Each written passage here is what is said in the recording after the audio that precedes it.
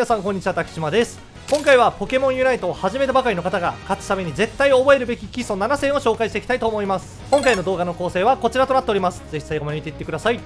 というわけでですね、ポケモンユナイト最近はいろんなプロチームの参入だったり、世界大会でね、日本チームが優勝するなどが続いていって注目されることが多くなってきましたよね。そういったこともあり、最近はね、ポケモンユナイトを始めてみたという方が多くなってきたんじゃないかなと思います。ただね、実際やってみたらどうやって動けばいいかとか、何から始めていけばいいかわからない方がね、ほとんどだと思いますので、そんなユナイトを始めたばかりの方でも分かりやすいよう、しっかりとこの動画で解説をしていこうと思います。これさえ見ればね、ポケモンユナイトの勝ち方が全部わかるので、ぜひ最後までご視聴ください。それでは早速行ってみましょう。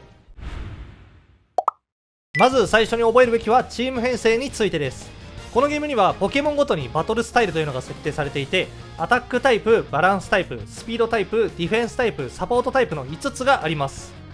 アタックタイプなら遠距離から攻撃するのが得意だったり、ディフェンスタイプだと相手を妨害したり攻撃を受けたりするのが得意なポケモンというように役割が分かれているんですよね。そしてこれらの役割を試合開始前から考えていくというのがこのゲームは非常に大事になっていきます。まず基本的な構成例としては、遠距離から攻撃できるアタックタイプを1匹、そして相手を妨害することができるディフェンスタイプを1匹、味方を回復したりサポートすることが得意なサポートタイプを1匹、近距離の戦いで攻守ともに優れているバランスタイプを1匹、そして最後に相手の公園まですぐにたどり着くことができる機動力があるスピードタイプを1匹、もしくはですね、この枠はバランスタイプでも補うことができて2匹採用する場合はスピードタイプを採用しないという選択があって、こんな感じで5匹を採用していくという形がほとんどですね。もちろんその時の強いポケモンだったり環境によって編成は少し変わることはありますが、この基本の編成を作ることができれば試合を通して非常に戦いやすくなると思います。ただ最初のうちはですね、いろんなバトルスタイルのポケモンを使うというのは難しいと思いますので、自分が得意だなと感じるバトルスタイルを見つけてその役割を練習していくというのが非常におすすめですね。そしてその後少し慣れてきたら各バトルスタイルのポケモン1匹でもいいので練習しておくと役割をかぶせずに綺麗な編成を作ることができますので、ぜひ練習してみてください。各バトルスタイルのポケモンたちの動き方などについてはまた近いうちにね、動画を出していこうと思います。次に適切な持ち物選択をすることです。このゲームは自分のポケモンに3つまで持ち物を持たせることができて、その持ち物の効果によってゲーム中攻撃力が上がったりとか耐久値が上がったりしていきます。そして持ち物はすでに数十種類以上あるんですが、ポケモンによってね、その持ち物の選択を誤ってしまうと、全く効果が発動しなかったり、全然そのポケモンの個性を活かせなくなってしまうため、しっかりとした持ち物を持つことが非常に大切になっていきます。ただですね、この持ち物に関しては、ほとんどチュートリアルなどがなくて、一番上のマスターランクになったとしても持ち物を間違えているという方はちらほらいるんですよね。なのでしっかりと覚えていって周りと差をつけていきましょう。まずポケモンユナイトには攻撃と特殊攻撃という括りがあります。ゲーム用語で言うと物理ダメージと魔法ダメージみたいな感じですね。そしてそのダメージというのはポケモンごとに変わっていきます。そのポケモンがね、どちらのダメージを出すかというのはポケモン一覧から確認することができるので、しっかりと見ていきましょう。そして持ち物にも攻撃に合った持ち物、特殊攻撃に合った持ち物というのが存在するので、そのね、例えば特殊攻撃をするポケモンなのに攻撃用の持ち物を持ったとしたら、その持ち物というのはほとんど効果を得ることができません。なのでしっかりと自分が使っているポケモンがどちらの攻撃をするのか、どんな持ち物が相性がいいのかを試合前に確認していきましょう。相性がいい持ち物についてはゲーム内でおすすめセットを確認することができるので、まずはそこを真似していくのがいいですね。そしてもっと突き詰めていく場合はポケモンごとの解説動画などを YouTube で視聴することがおすすめです。以上がゲームを始める前に、確認しておきたい事項ですね。続いてはゲーム中の話をしていきます。使用マップは現在のランクマッチで使用されているテイヤ総空遺跡をもとに解説をしていきます。まずはゲーム画面の見方についてお話ししていこうと思います。このゲームは画面にいろんな情報が詰め込まれていて、その情報をもとにどう戦うかというのが非常に大事になっていきます。技やね、通常攻撃のアイコンなどについてはチュートリアルでもお話ししている内容だと思いますので割愛させていただきます。まず画面の情報で一番大事なのがマップですね。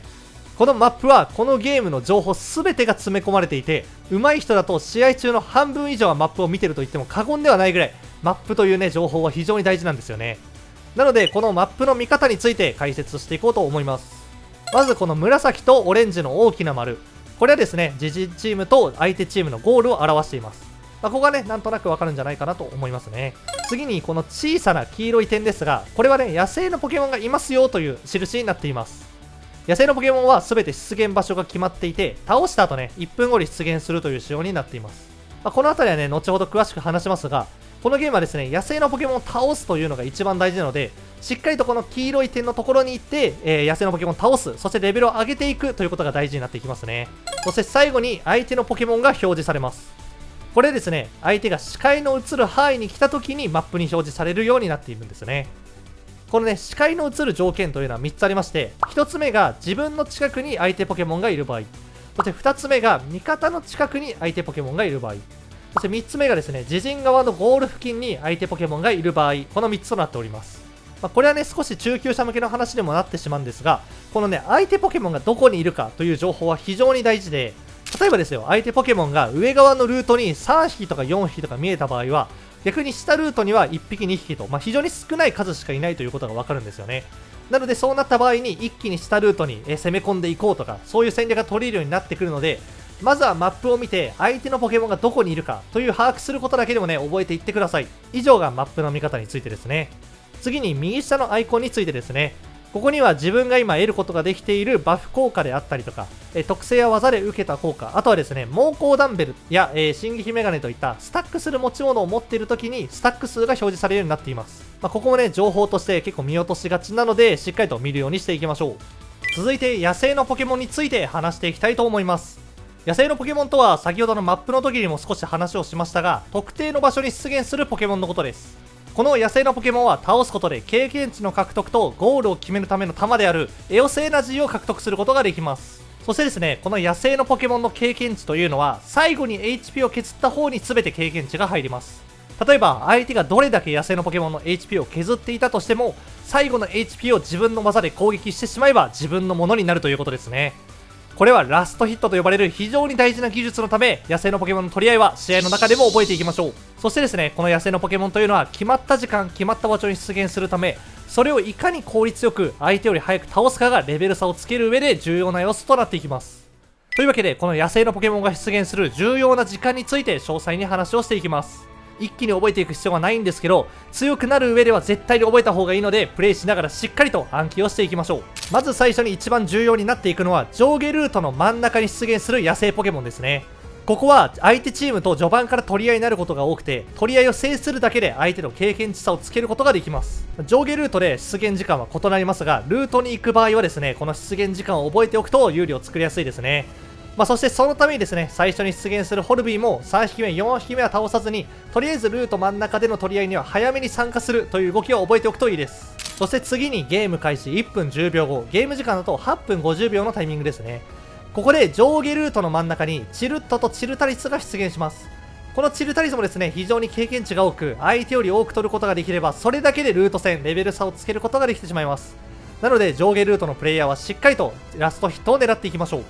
そしてですね、中央エリアのプレイヤーはこの8分50秒までにどちらかのルートに奇襲を仕掛けて味方と一緒にチルタリスを取るということが大事になっていきます。そのために中央エリアの野生のポケモンというのをしっかり倒してからチルタリス戦に参加することを意識していきましょう。そしてですね、この後もチルタリスは8分のステージ真ん中のレジェンドピットという場所に出現したり、7分20秒で再度ね、上下ルートに出現したりとゲーム中何度か出現してきます。これらはね、先ほどと同様に相手より多く取ることで序盤の有利作ることができるので、しっかりとね、狙っていきましょう。そしてゲーム時間7分に重要な野生のポケモンと呼ばれるレジ系のポケモンが上下ルートに出現します。今回は詳細な性能は割愛しますが、上側に出現するレジ歴はラストヒットを取ることでゴールをサポートしてくれる性能。そして下側のレジアイス、レジスチル、レジロックは毎回ね、ランダムに3匹のうちどれかが出現し、ラストヒットを獲得したチームに一定時間のバフ効果、あとはですね、経験値を多く与えてくれますね。どちらも非常に強力で試合を大きく動かす要素となっているため、ここでチームとしてどう動くかというのが大事になっていきます。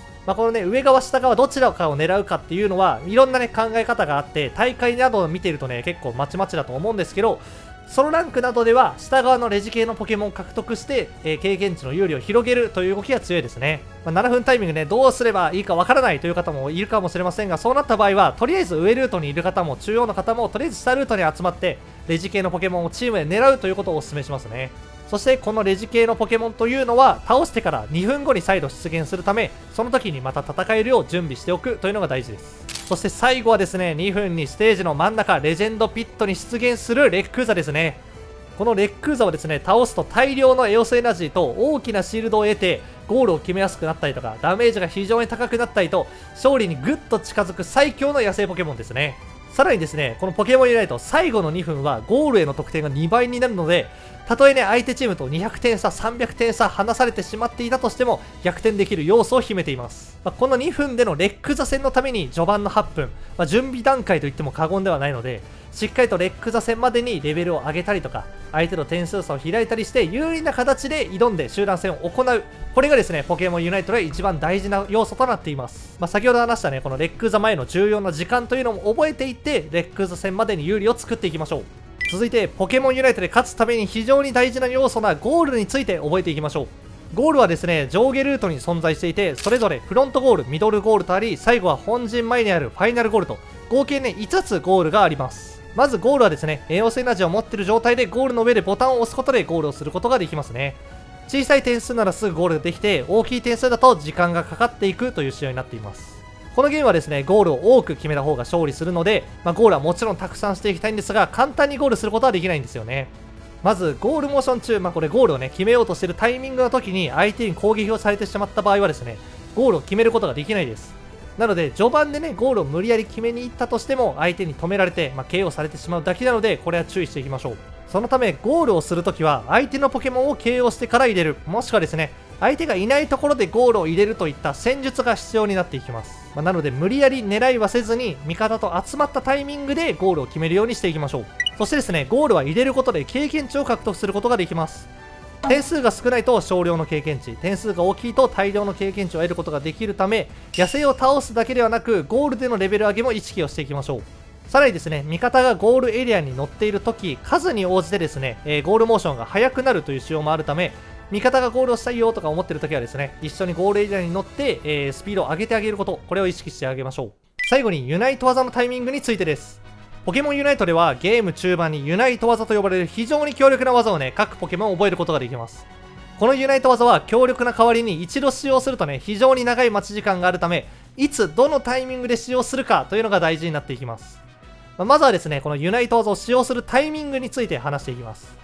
ユナイト技を一番いいタイミングで使うのは、味方とみんなで集まって戦闘するときですね。ここまでね、話してきた味方と集まるタイミングというのは、重要な野生のポケモンが出現したタイミング、そしてみんなでゴールを破壊する時のタイミングの2つですね。この時にしっかりとユナイト技を持っておくことで、集団戦の勝率をぐっと上げることができるので、むやみやたらには使わずにですね、味方とユナイト技を一緒に使うことを意識していきましょう。そしてこの集団戦で、ユナイト技を使うというやり方が慣れてきたら、次はですね、相手を確実に倒しきれるタイミングで使うユナイト技、こちらも非常に強力となっているので覚えていきましょう。これをですね、1対1で戦っている時に相手を確実に倒しきれるタイミングでユナイト技を使うことで KO での経験値を獲得したり、そのままゴールにつなげることができるようになります。一人で動くことが得意なね、スピードタイプなどはこの動きをすることも大事な、動きとなっていますので、慣れてきたらね、狙っていって試合展開を有利に進めていきましょう。そしてですね、このユナイト技は待ち時間が長いという話をしましたが、ユナイト技を早く上げる方法があります。その方法はですね、野生のポケモンを KO する、ゴールに点数を入れる、自分が KO されるの3つですね。それ以外にもね、持ち物やメダルなので少し早くすることはできますが、今回は省略します。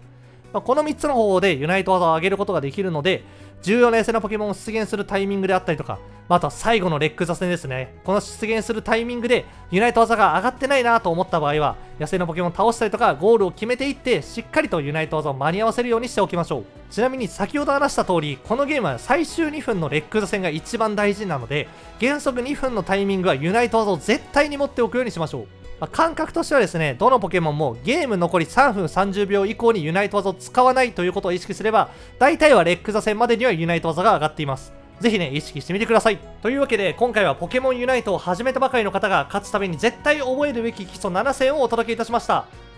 これらのことを覚えるだけでぐっと勝率が高くなると思いますので、ぜひね、一つずつ覚えていって実践してみてください。またですね、こんなところがわからないとか、こういう動画出してほしいということがありましたら、ぜひコメントもお待ちしております。というわけで、今回の動画はこちらで終わりたいと思います。よかったらチャンネル登録、高評価の方もよろしくお願いいたします。ではまた次回の動画でお会いしましょう。バイバーイ。